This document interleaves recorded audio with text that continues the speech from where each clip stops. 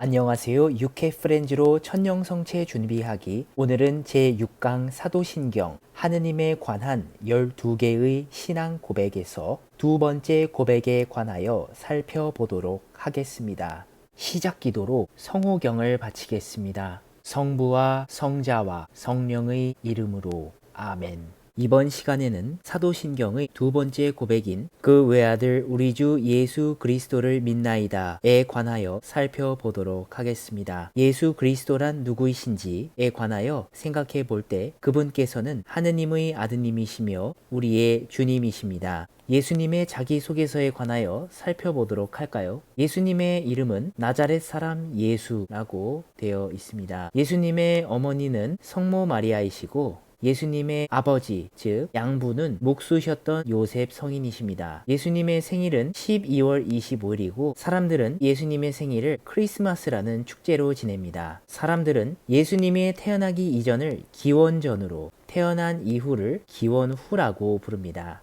예수님께서 태어나신 곳은 유다 베들레헴 지방이었고 마국간에서 출생하셨습니다. 예수님의 직업은 아버지셨던 성 요셉을 따라 목수였습니다. 그리고 예수님이 사용하였던 언어는 당시의 모국어였던 아람어였고 제1외국어로는 히브리어였습니다. 예수님의 취미는 산책, 보트 타기, 등산이라고 표현을 할 수 있는데 왜 보트 타기일까 라고 한다면 예수님께서 갈릴레아 호수를 건너실 때에 배를 타셨기 때문일 것입니다. 좋아하시는 것은 아이들과 함께 있는 것, 축제에 참여하는 것, 발에 기름을 바르시는 것, 아픈 사람을 낫게 하고 죄인들의 죄를 용서해 주시는 것, 하늘에 계신 아버지와 대화하시는 것, 사람들과 하느님에 대하여 이야기하는 것이었습니다. 그런데 예수님을 화나게 하는 것은 사람들이 두 편으로 나뉘는 것이었습니다. 예를 들어 부자와 가난한 사람들로 나뉘는 것, 율법을 지키는 사람들과 그렇지 못한 사람들이라고 볼 수 있습니다. 하느님께서 원하시지 않는 모습이죠. 예수님에게 있어서 가장 좋은 기억은 요한복음 2장에 나오는 카나의 혼인잔치에서 물을 포도주로 바꾸는 기적을 행하셨을 때였습니다.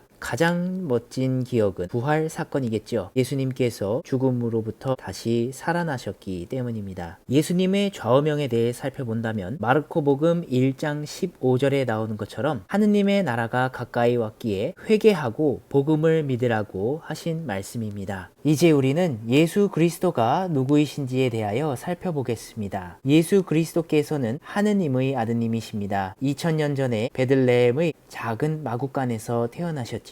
그분은 참 인간이 되어 우리에게 오신 하느님이십니다. 이것이야말로 세상에서 가장 놀라운 기적인 것입니다. 오른쪽에 있는 이 꼬마 아이가 예수님이라고 생각을 할 수 있겠습니다. 여기에 서서 계시는 이 여인은 바로 성모 마리아이십니다. 예수님이 아장아장 걸어서 성모님의 품 안에 안기는 이 모습을 살펴본다면 예수님 또한 모든 아기가 그렇듯 기저귀를 차고 계셨고 배가 고플 때면 큰 소리로 울음을 터뜨리셨으며 신나게 놀고 나면 피곤해서 쉬셔야 했고 추위를 타고 또 땀을 흘리시기도 했다는 점에서 우리와 똑같은 인간이심을 알게 됩니다. 그런데 예수님은 유일하신 분이십니다. 그분과 똑같은 사람은 그 전에도 그 후에도 없다는 점이죠. 마더 데레사 성녀께서는 하느님이시며 생명이고 유일한 사랑이시자 전부 중에 전부라고 표현할 만큼 얼마나 우리에게 사랑을 주시는 분인지를 고백하고 있습니다.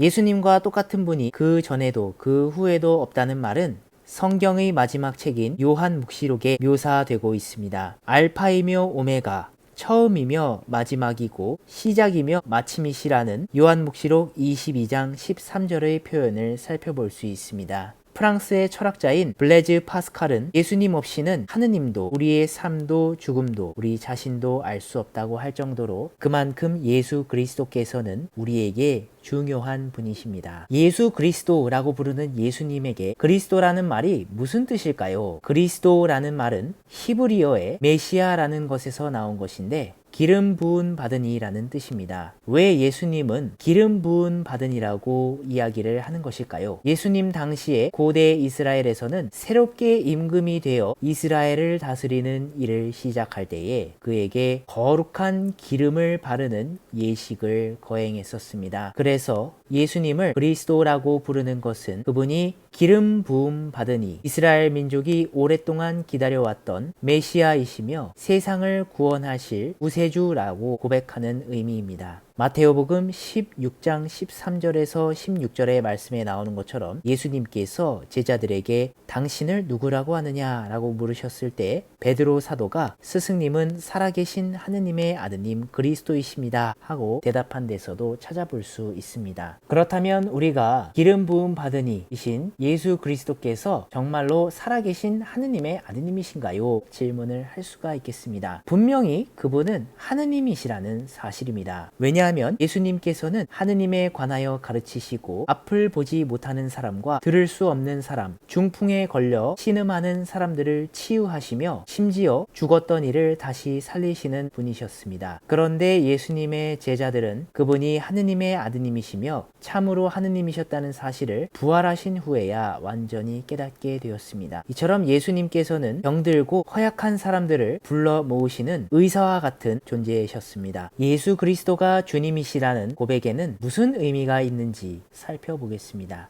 주님이란 모든 것을 주관하시는 분이라는 뜻입니다. 시간과 공간, 하늘과 땅, 이 세상 모든 만물, 모든 인간까지도 그분께 속해 있기 때문에 우리는 그분을 주님이라고 부릅니다. 그런데 이 주님을 의심하는 사람들도 많이 있습니다. 예수님과 가깝게 지냈던 이들도 의심에서 자유로울 수 없었습니다. 예수님의 제자였던 토마스 사도는 예수님께서 정말로 죽은 이들 가운데 부활하셨음을 믿기 위해 자신의 손을 예수님의 옆구리에 난 상처에 넣어보지 않고서는 믿지 못하겠다고 의심했었습니다. 그러나 토마스 사도의 의심은 예수님의 손과 옆구리에 난 상처에 손을 넣어보고 곧 굳은 믿음으로 변화되었습니다. 우리의 부족한 모습을 잘 드러내고 있는 토마스 사도는 베네딕토 16세 교황님께서 말씀하시는 것처럼 성경 전체를 통틀어 가장 아름다운 신앙 고백을 했다고 말씀하십니다. 요한복음 20장 28절의 말씀처럼 저의 주님, 저의 하느님이라는 고백으로 말이죠. 이제 우리는 예수 그리스도와 성령 그리고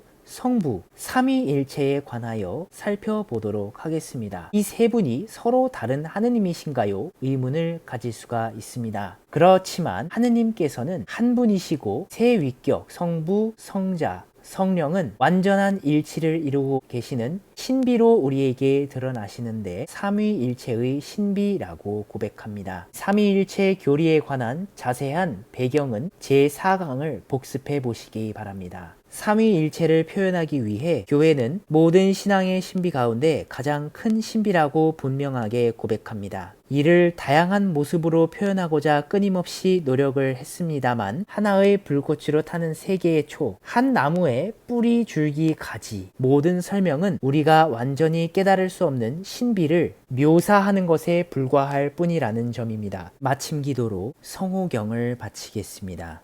성부와 성자와 성령의 이름으로 아멘.